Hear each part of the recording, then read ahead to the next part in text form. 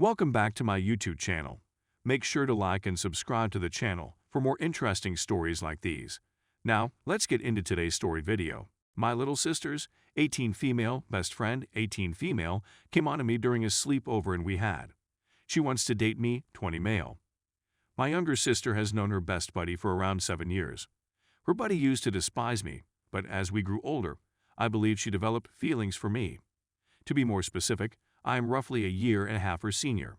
She'll be 19 in a few months, and I just turned 20 last month. As we grew older, her buddy drew more close to me, and we became friends. She's attractive, polite, and an all-around wonderful person. I like her, but I have a feeling she's a bit too young for me. She and my sister spend a lot of time together at our house, and she comes over often. The strange thing is that we all attend to the same institution, so I see her buddy all the time. Her closest friend had been flirting with me for a long, and my sister had even informed me that she seemed to be interested in me. Anyway, she came here the other night to spend the night, and she and my sister hung out, and she invited me to join them. We had a nice time, and she was going to take my bed while I took the sofa. She phoned me to help her repair the TV, but she ended up seducing me and attempting to get me in bed with her. I was apprehensive because of her age and relationship with my sister, but she became tactile with me, so I went in and gave her what she wanted. We had some excellent and even fell asleep together for a little time till I had to go before everyone woke up. She then texted me and asked to speak with me. She said that she had emotions for me and that she liked me, and she also requested that we give it a try because she believes we might be something special together. She told me she wanted something serious and that she felt horrible seeing me with other females and that she wants it to be just her. I like her and all, but I don't want to be evaluated based on her age since she's a little young. Another factor is that I want to talk about it with my sister. So, what are your thoughts on the age difference and chatting with my sister? Story 2. My wife cheated on me, but only after I did. The destruction of a man. This, my friends, is a heartbreaking real story, and I'm not sure why I'm typing it or if anybody will read it. It's late at night, and I haven't slept in months. I've likewise been unable to discuss this with anybody, so maybe this is my way of sharing. To begin the tale, we must go back to July/August of 2015. My wife and I had relocated because I had enlisted in the Army. She'd never been away from her family before, and I imagined she felt lonely. She obtained a job and acquired some new pals. I was pleased for her, but it turned out to be our undoing. Every day she and Amy, not the girl's true name, spent together. Amy introduced her to drugs, which shattered our marriage. During this period, my wife seldom spent time with me or spoke to me much.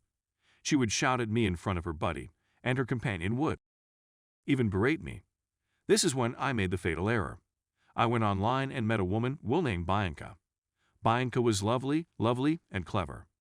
I hadn't made any friends in my unit, so it was wonderful to have someone to chat to who didn't seem to dislike the sight of me.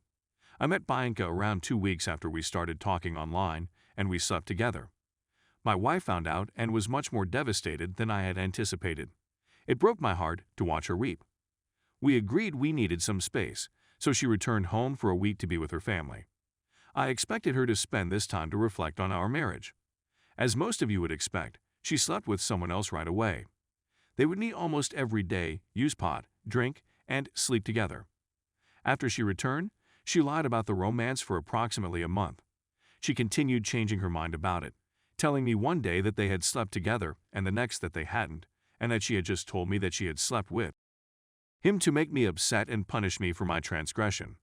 My wife came home, and instead of therapy or even just sitting down and talking, she resumed berating me every day and spending her time with Amy. Amy was able to summon my wife away from me at any time of day or night for any excuse. It made me terribly envious, but I did not abandon the marriage. I'm handing up all of my passwords to everything. My phone was examined every day by her, but I didn't have the same level of access to her belongings. If I had, I would have discovered that my wife was still talking to the guy with whom she had slept every day. While I was at work or she was with Amy, they were video chatting. Every day, they texted back and forth. Everything from I love you to varied texts and movies. Let us fast forward to December. My wife and I seemed to be getting along well. Amy had mostly vanished from our lives when she quit using cocaine. We took a holiday and drove back home to see relatives for Christmas. 30 HR Drive. We joked, played games, and played old-school music from our youth. It was incredible. We agreed that she would keep the automobile and remain with her parents, while I would stay with mine. We are not wealthy and are still relatively young. My wife then went to see her friend Ashley, and guess what? They walked over to the man's place and smoked, drank, and even made out with each other to amuse the guy and his pals. Her and the man had once more. My wife and I went on a date the following day, and we spent Christmas Eve with my family. It was fantastic, and I had a terrific time. Apparently, once we returned home, she and the man, I'll give him a name, Charles, lost touch, but she had found a new passion back home, Matthew. Matthew is a much older guy. My wife is 20, he is 40. Matthew and my wife met on a dating website where she was sending naked pictures to anybody who messaged her. Matthew and my wife had met twice, one of which she had stayed the night. Her and Amy devised a scheme to fool me into thinking my wife was spending the night at Amy's. I noticed my wife's attitude had altered and she appeared pretty off a week after she spent the night at Matthew's. She suffers from bipolar disease. I asked her what was wrong one day when I came home to get something for work, and she informed me she slept with Charles again while we were home in December, and she recently slept with Matthew. I was heartbroken, but I had to go to work. About 20 minutes later, I received a call from my wife's workplace stating that she had not arrived for work. I contacted her, but she did not answer. I eventually called our neighbors, who went to check on my wife. I got a call back indicating that my wife had requested to be sent to the emergency department. She was suicidal, didn't seem to be reacting, and seemed distant. I hurried to the emergency department and stayed in silence with her for 5 hours before she was admitted to the hospital's mental unit on the base where I work. I visited her in the mental unit every day, sitting with her for hours. She rejected the meds and was experiencing severe auditory hallucinations. Her marijuana and cocaine usage, according to the psychiatrist, exacerbated her bipolar condition. Furthermore, the last psychiatrist she saw gave her medicine, which exacerbated her bipolar disease. Instead of a mood stabilizer, they gave her an antidepressant. She was sent to a civilian hospital since she was a citizen at a military hospital and denied care. I couldn't see her as often as I used to, but I did go to see her and cuddle her. Of course, we couldn't discuss about her adultery or decide if we should be together at this period. 3 weeks later, she was freed, and we felt it was best for her to be surrounded by family, so we sent her home. Back home, she continued to take her medicine, enrolled in college, and found work. We don't communicate much because, well, I was upset and didn't know whether I wanted to be with her. She stated she was done with cheating and apologized. In May of 2016, she came to see me for a week. It went better than I expected. We chatted, and she admitted that she hadn't spoken to Charles at all. I trusted her and conducted some study on bipolar infidelity before deciding to forgive her and attempt to heal our relationship. I cheated on her as well after forcing her to relocate hundreds of miles away from her home. I'm not one to blindly believe, so I decided to go into her Facebook and discover that she has looked up Charles around 3-4 times a week since she came back home, but there have been no communications between them on Facebook. I decided to access my Verizon account and see who she'd been messaging. In April, I noticed she had contacted Charles multiple times. They texted and spoke on the phone for hours. I questioned my wife YET again whether she had spoken to any males since she had returned home.